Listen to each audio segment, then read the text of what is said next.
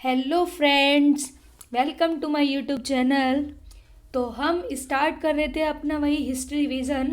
और आज हमारी क्लास नंबर कौन सी है? क्लास नंबर 11, जिसमें हम पढ़ने वाले हैं आज भारत पर विदेशी आक्रमण। प्रीवियस क्लासेस तक अभी तक हम पढ़ चुके थे सातवाहन वंश तक। अगर किसी ने अभी तक प्रीवियस वीडियो नहीं देखी तो डिस्क्रिप्शन में लिंक है, वहाँ से जाके भी आप देख सकते हैं। और अगर वीडियो अच्छी लग रही हो तो लाइक, शेयर एंड सब्सक्राइब जरूर करें। तो बिना किसी देरी के स्टार्ट करते हैं अपना भारत पर विदेशी आक्रमण।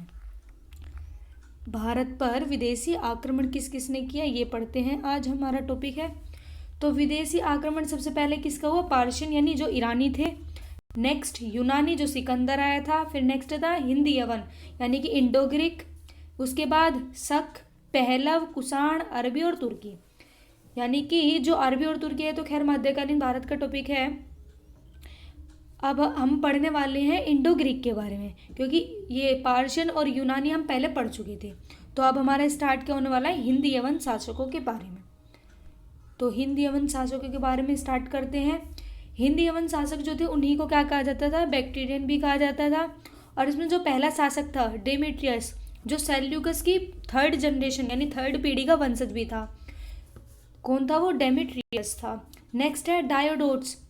जो डायोडोट्स था उसने सेल्यूकस के कमजोर होने पर जो बैक्टीरिया का क्षेत्र था एक स्वतंत्र साम्राज्य के रूप में अपने आप को वहाँ का राज्य मतलब शासक घोषित कर लिया था।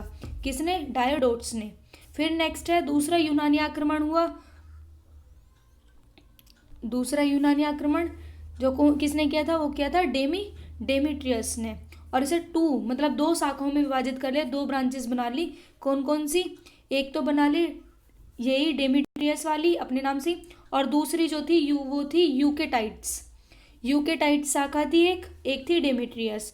इसमें भी तीन थे अलग अलग। इसका जो भाई था वो उसका नाम क्या था? अपोलोडोट्स, एंथोलिमीज, और थर्ड था मिनांडर जिसका नाम क्या था? मिलिंद भी था। और जो ये एगांथोलिमीज था इसने किस चीज़ के सिक्के चलवाए थे? कृष्ण और बलराम के सिक्के किसने जारी करवाए थे? वो था एगाथोलिमीज। नेक्स्ट है मिनांडर। आगे बढ़ते हैं, मिनांडर के बारे में पढ़ते हैं क्योंकि पेपर में भी पूछा जाता है। मिनांडर जो था उसने जो सिकंदर था उससे ज़्यादा भूभाग जीता था।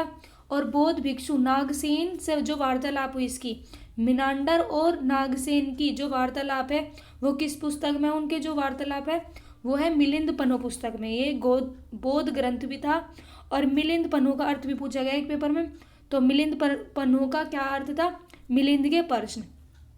यानी इस पुस्तक में जो मिलिंद ने क्वेश्चन पूछे नागसेन से वो बताए गए हैं, उनकी वार्तालाप है।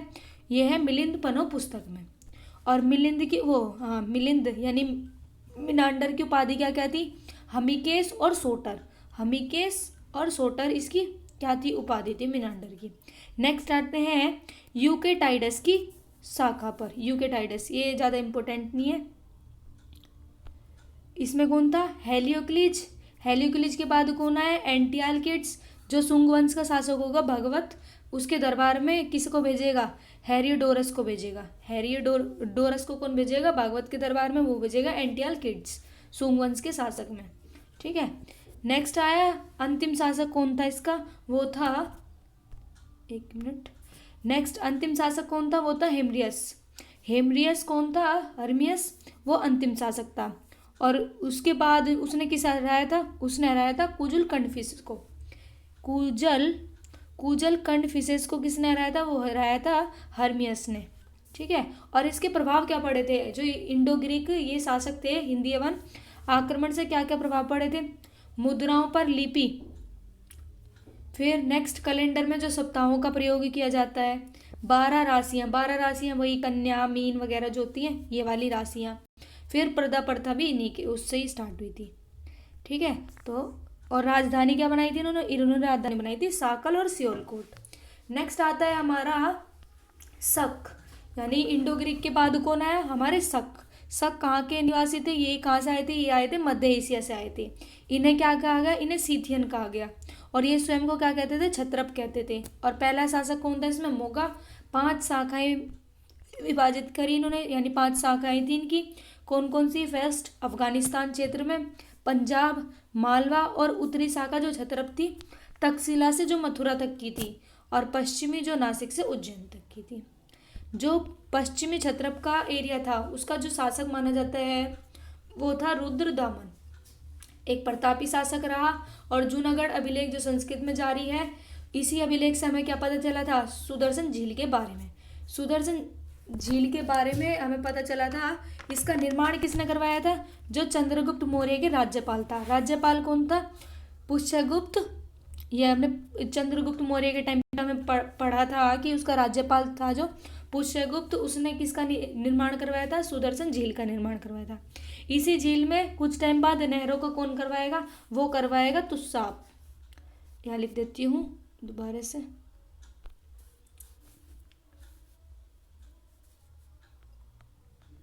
तुसाप यहाँ लिख लेना, ठीक है। यहाँ लिखा हुआ नहीं है कि नहर किसने करवाई थी, वो करवाई थी तुसाप ने।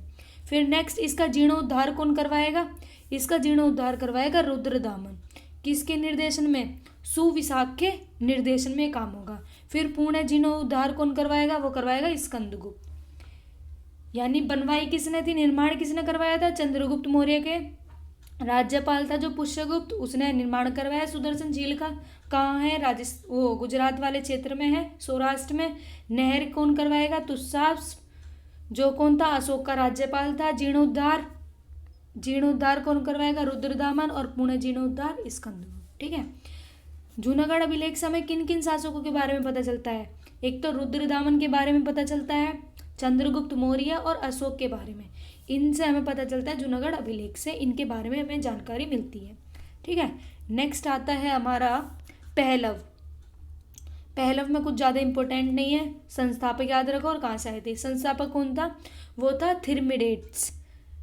थिरमिडेट्स कौन था, वो पहलवों का वो था फाउंडर, और कहाँ से आए थे, ईरान से आए थे। नेक्स्ट है हमारा कुषाण। कुषाण, इनके फाउंडर कौन था, वो था कुजुल कन्फ्यूशियस। ये अभी हमने पीछे पढ़ाई था कि उसके साथ वो करी थी, हारा था नहीं किसी से भी, अंतिम शासक वो हर्फिसेस थे जो इंडो ग्रीक में थे उसमें। और इसका उत्तराधिकारी कौन था, वो था विम कन्फ्यूशियस, जो वास्तविक संस्थापक कहा गया कुषाण वंश वालों का। और सोने के सिक्के जारी करवाए, वो भी 2 भाषाओं में। कौन कौन सी मुद्रा में थे, एक तो यूनानी की लिपि और एक खरोष्टी। द्विभाषीय मुद्रा में किसने सोने के सिक्के चलवाए, वो चलवाए थे विम कन्फ्यूशियस ने, जो वास्तविक संस्थापक कहलाया। यूनानी लिपि थी और खरोष्टी लिपि थी, और शैव धर्म का अनुयायी था। और शिव, नदी, बैल आकृति के सिक्के भी यहाँ से देखने को मिले थे। और ये कौन सी जाति के थे, ये कौन सी जनजाति थे, यूची जनजाति से थे। इसी में ये इम्पोर्टेंट है कनिष्क। कनिष्क का टाइम पीरियड 78 AD से 110 AD तक का टाइम पीरियड था। और ये कौन सा अभिलेख में पता है, ये हमें पता चला कि रवेटक अभिलेख से हमें पता चला, जो वो है ना विम कन्फ्यूशियस, उसका पुत्र था कनिष्क, ठीक है। कौन से अभिलेख से पता चला था, रेवेटक अभिलेख से पता चला। राजधानी क्या क्या बनाई, एक पुरुषपुर और एक मथुरा, 2 राजधानी बनाई। पहले जो कनिष्क था ये कहाँ का गवर्नर था, ये तक्षशिला का। और इसी के समय पर 4th यानी चौथी बौद्ध संस्कृति हुई थी। और द्वितीय अशोक किसे कहा जाता है, वो कनिष्क को कहा जाता है।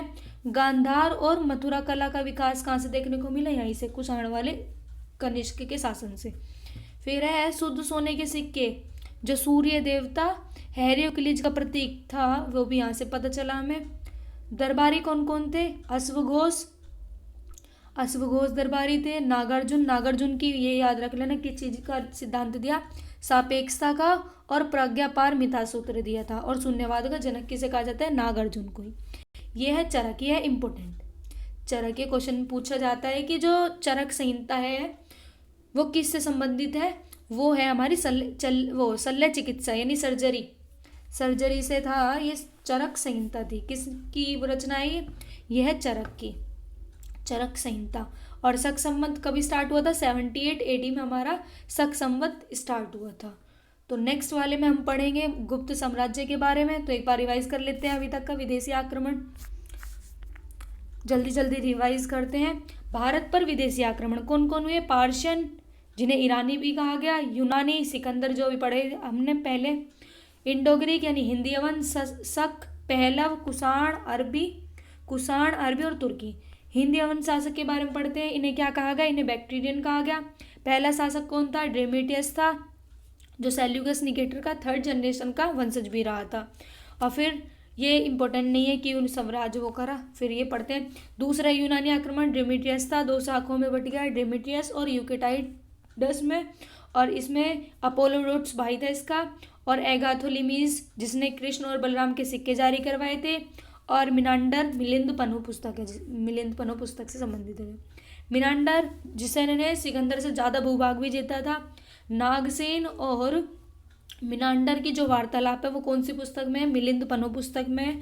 और इसका अर्थ क्या है मिलिंद पन्नु का? मिलिंद के प्रश्न, जो मतलब मिलिंद के क्वेश्चंस थे वो इसी बुक में है।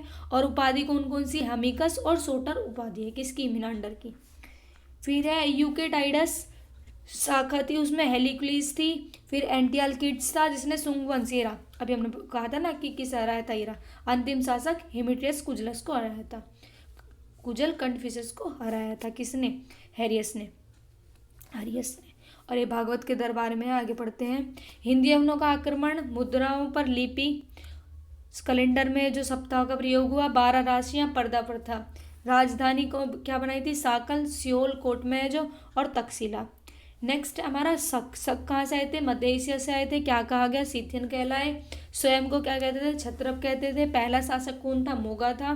5 शाखाएं थी, अफगानिस्तान, पंजाब, मालवा, उत्तरी शाखा क्षत्रप जो तक्षशिला से मथुरा तक की थी, और पश्चिमी क्षत्रप जो नासिक से उज्जैन तक की। फिर अब पश्चिम क्षत्रप का शासक था वो कौन था? रुद्रदामन। प्रतापी शासक कहलाए। जूनागढ़ अभिलेख से है जो संस्कृत में है, और इससे हमें सुदर्शन झील के बारे में पता चलता है। सुदर्शन झील का निर्माण किसने करवाया था? चंद्रगुप्त मौर्य के राज्यपाल पुष्यगुप्त ने करवाया। नहरें किसने करवाई थी? तुषास्प ने। ये कौन था? अशोक का राज्यपाल था ये। और जीर्णोद्धार किसने करवाया? रुद्रदामन ने। पुनः जीर्णोद्धार किसने करवाया? स्कंदगुप्त ने। और ये जूनागढ़ अभिलेख से किन किन शासकों के बारे में जानकारी मिलती है? रुद्रदामन, चंद्रगुप्त मौर्य और अशोक। नेक्स्ट थे पहला फाउंडर कौन था? थिर्मेडेट्स थे, और कहाँ से आए थे?